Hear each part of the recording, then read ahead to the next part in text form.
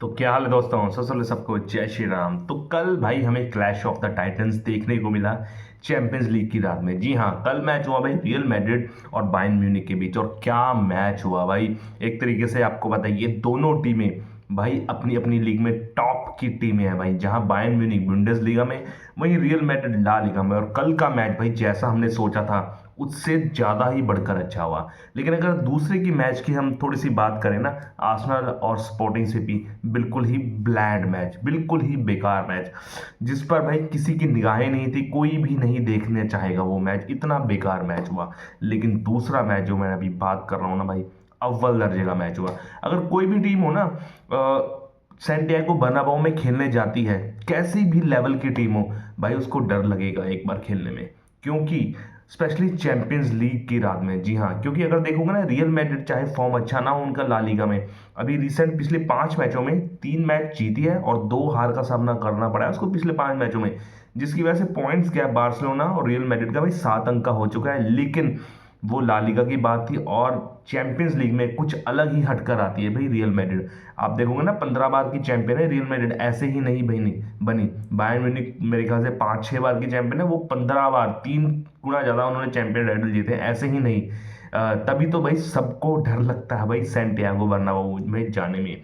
लेकिन Bayern Munich ने कल जो है एक तरीके से फतह की है, जीत हासिल। जी हाँ, 2-1 से मैच जीता है। बहुत कन्विंसिंग विक्ट्री तो नहीं कह सकते, क्योंकि 2-1 है ना। अभी भी मैं 50-50% दोनों टीमों को चांस दूंगा।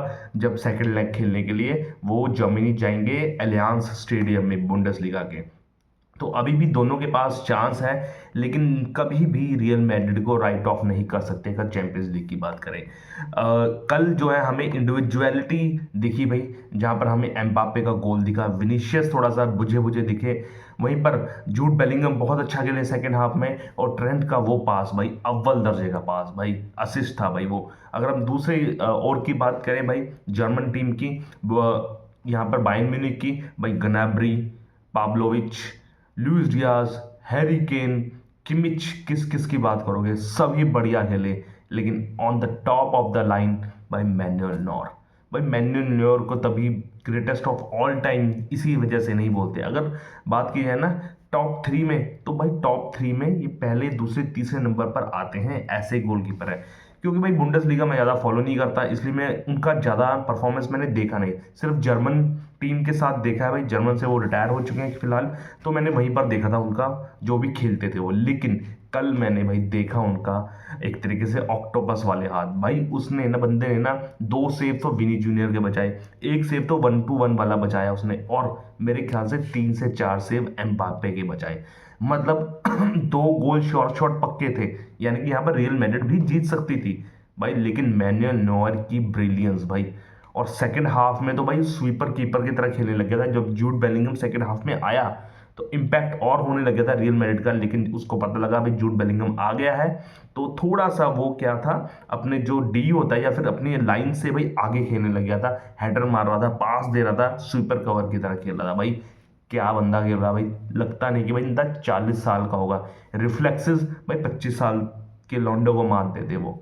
लेकिन अगर हम बात की जाए, 2 प्लेयर्स की बात करना चाहूंगा मैं as a Liverpool fan, Luis Diaz और ट्रेंट अलेक्जेंडर आर्नोल्ड, दोनों का बेहतरीन मैच रहा। लुइस डियाज ने तो गोल मारा, ट्रेंट ने असिस्ट दिया, वो एम्बापे ने गोल किया।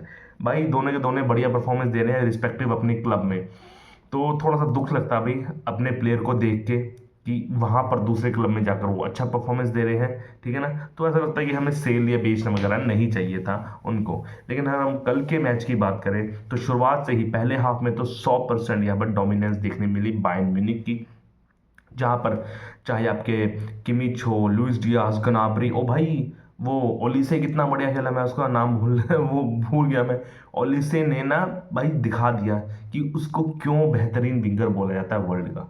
जी हाँ, आपको पता है कि फ्रांस में खेलते हैं वो, और यहाँ पर क्रिस्टल पैलेस ने उनको छोड़ा था और बायर्न ने पकड़ा। और इस बार भाई क्या परफॉर्मेंस दी, एक असिस्ट भी दिया।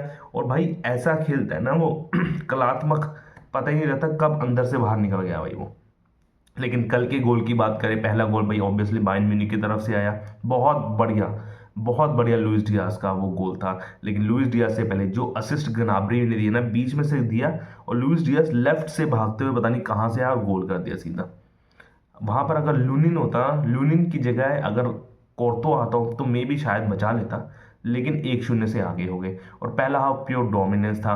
मेन क्या था भाई, अब यहाँ पर वर्क रेट की भी बात करनी पड़ेगी। बायर्न म्यूनिख की बहुत तगड़ी वर्क रेट है भाई, चाहे आप उनके फॉरवर्ड लगा लीजिए, मिडफील्डर लगा लीजिए, डिफेंसिव लगा लीजिए, वर्क रेट रियल मैड्रिड से बहुत गुना ज़्यादा है भाई। आप देखो ना पूरी पिच मैप में 7 किलोमीटर ज़्यादा भागे रियल मैड्रिड से ये बायर्न म्यूनिख के प्लेयर। पता नहीं क्या खाते हैं भाई, क्या इनकी ग्रोथ है भाई, बहुत तगड़ा खेले। जिसकी वजह से भाई रियल मैड्रिड को पता लग गया था कि हम 1-2-1 खेल नहीं सकते भाई।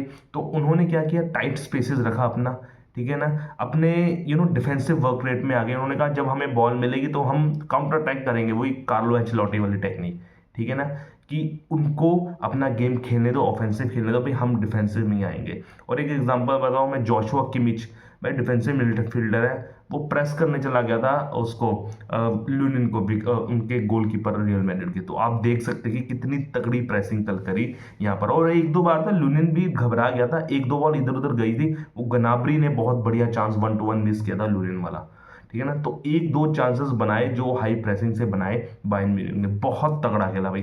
पहला हाफ 100% बायर्न म्यूनिख के नाम। हालांकि वहां पर विनीशियस जूनियर्स और दो एम्बापे को चांस भी मिले, लेकिन वो वाइप आउट कर दिए यहाँ पर उनके गोलकीपर ने, मैनुअल नोयर ने। बिल्कुल चांस मिले भाई, क्या तगड़ा खेला भाई यहाँ पर एम्बापे, बहुत बढ़िया खेला एम्बापे। लेकिन वही है ना, जब तक गोल नहीं होता तब तक आप कहोगे कि भी स्कोर लाइन 0-0 है आपकी। लेकिन जब दूसरा हाफ हुआ, दूसरे हाफ में आते ही भी हैरी केन ने गोल कर दिया। और मुझे लग रहा था कि अगर यहाँ पर हैरी केन ने गोल हो गया ना 2-0 से, तो यहाँ पर 4-1 से या 4-0 से कोई नहीं रोक सकता बायर्न म्यूनिख को। लेकिन वहाँ के उनके मैनेजर ने अच्छी चाल चली, जूड बेलिंगम को लेके आए, पेस बढ़ी, थोड़ा सा टेक्निक में चेंज किया और जूड बेलिंगम के आने से थोड़ा सा फ्री फ्लो बढ़ा। और जूड बेलिंगम के आने से क्या था, ट्रेंट अलेक्जेंडर ज़्यादा फ्री हो गया। तो उसको क्या पता था, उसको वो थोड़ा सा फॉरवर्ड आगे जाने लगा कि जूड है वो पीछे भी संभाल लेगा और मिडफील्ड में तो वो संभाल ही लेगा, जिसकी वजह से पहला गोल आया। जूड बेलिंगम ने बहुत अच्छा पास दिया वहाँ पर अलेक्जेंडर आर्नोल्ड को, और अलेक्जेंडर आर्नोल्ड एज यूजुअल आपको पता ही है क्या करता है भाई।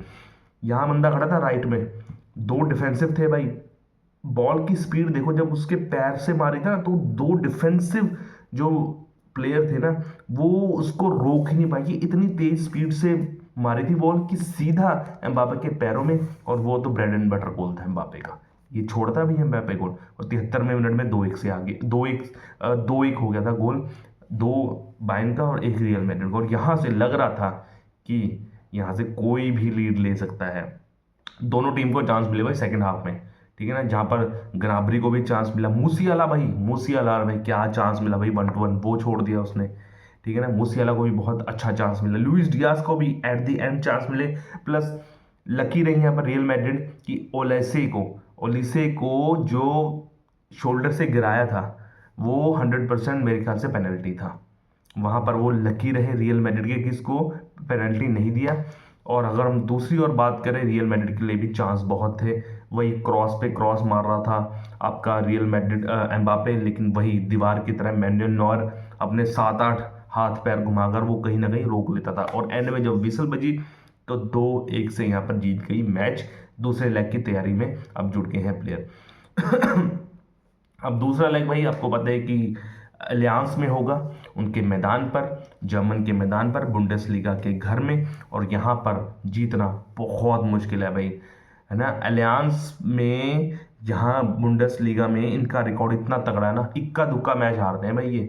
और यहाँ पर भी मेरे ख्याल से अगर देखा जाए ऑन रिकॉर्ड या फिर ऑन परफॉर्मेंस, बायर्न म्यूनिख काफ़ी मीलों आगे है। लेकिन भाई रियल मैड्रिड को हम राइट ऑफ या कार्ड ऑफ नहीं कर सकते, स्पेशली यूएफा चैंपियंस लीग में आपने देखा ही है भाई, मैनचेस्टर सिटी लिवरपूल से कैसे कैसे हारते हारते मैच जीती है भाई। तो अगर यहाँ पर थोड़ा सा शांत बैठ गई ना बायर्न म्यूनिख तो उनको ही नुकसान होगा, क्योंकि अभी भी तराजू में भाई 50-50% ये मैच है। सिर्फ एक एक गोल की तो बात है भाई, एक गोल कहीं से भी आ जाएगा भाई, विनी जूनियर या फिर एम्बापे कहीं से भी निकल पड़कर गोल कर देंगे और वहीं से प्रेशर बनेगा।